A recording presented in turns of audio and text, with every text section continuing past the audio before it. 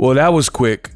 Francis Ngannou returns to the octagon and he catches a body against Ferreira. Round 1, he got a knockout. Listen, there's not too much to break down. Spoiler alert, Francis Ngannou, he returns with a vicious knockout.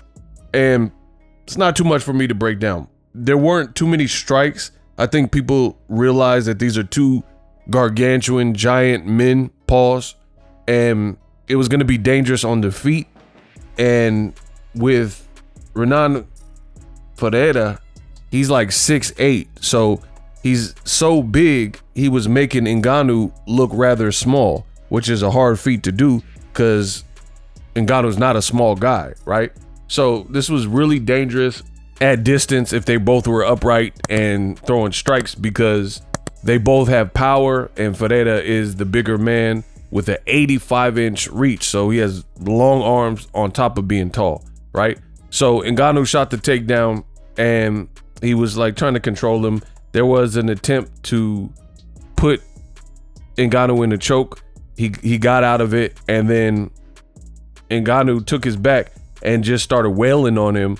And you still had Ferreira had his guard up, but Ngannou is such a forceful puncher that some of the punches were getting through the cracks, and he was just punching through the guard, and eventually too much of the fist was getting through. No Diddy, that sounds crazy, but too much was getting through, and he was landing some shots that just knocked him out, and he just kind of like laid and flattened out face first, and the referee decided to call it. Now I want to get real honest with you guys. That stoppage looked insane to me. I don't know what you guys felt, but there were like 10 unanswered punches, and it was a compromised position for Ferreira against a very heavy-handed Ngannou, and it was like they were trying to let Ngannou unalive him. I don't know what. It seemed like it almost should have been stopped before, but Ngannou kept punching and kept punching as he should. He's a fighter, and if the ref doesn't stop it, then that's your job to, finish the job.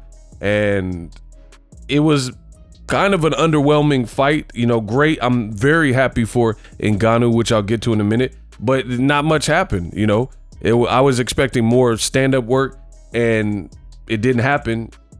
Ferreira, lacking the experience of the former UFC champion Ngannou or whatnot, stayed too much time on the ground, got in a compromised position, and then he just got like pounded on, and then the fight was over. But I do think there was too many unanswered punches from Ferreira, and he should have made more of an explosive attempt to try to get up before it got to that, because Ngannou, he's just too heavy-handed. You're not going to just be able to take those shots. And and maybe I need to recheck the UFC and MMA rules, but I don't know. In boxing, you're not allowed to hit in the back of the head. Some of them stuff, that it was insanely dangerous because Ngannou was hitting him in the side and back of the head based on the position, and that could be very dangerous for your fighter's brain. So it was kind of refereed and officiated a bit weird, but like I said, I'm very happy for Ngannou. His late son, Kobe, rest in peace to his son, died earlier. And this is off of the heels of him getting knocked out in 2 rounds and dropped by Anthony Joshua. He had a crossover fight with Tyson Fury. All went well there. A lot of people thought he beat Fury, and he even dropped Fury. They didn't give him the nod. Then he goes on and kind of bites off more than he could chew to try to box a big puncher with more technique in Anthony Joshua. And he got badly knocked out in a viral knockout clip. And then shortly after, months after, when he's already dealing with the loss to AJ, his son passes away. So you've seen right after this knockout, you've seen all of the fight camp and fight week emotions kind of overtake Ngannou. And you could tell he was almost relieved, and he was just riddled with all the emotions that fighters have to push down and suppress because of the job at hand. He didn't want his emotions to overtake, coming off a boxing loss. You don't want to bring in a bunch of negativity to a fight because this is life or death. So I thought that was a very good moment for Ngannou. He paid homage and respect, and he says he wants the world to remember his son. And he did talk about the struggles and ultimately how hard it was for him to stay task focused on the fight. So the human side of it, you got to feel for the guy Ngannou, and it just shows how tough these fighters are, that they deal with so much, you know, people leaving nasty comments, trolls, and offensive things. Your son passed, you dared to be great in boxing, got knocked out. You know, that's just a lot of stuff that people have to deal with.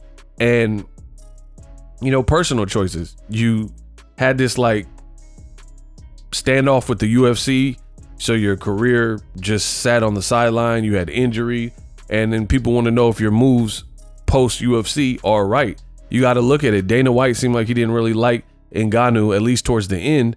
So you don't want to lose in these big moments, because then your ops and your enemies they get to laugh at you and stuff like that. So I can understand Ngannou feeling, you know, relieved and having all the emotions let out, and it just comes out. So very good performance from Ngannou. Not the fight that I expected, but hey, it was a big moment for Ngannou, who dedicated the fight to his son. So for that, I was very happy for it. And then now we look and wait and see what the next move for Ngannou is. Do you guys want to see Ngannou maybe go back to boxing for Deontay Wilder, or do you think he should just stay in his sport of MMA? Let me know in the comment section.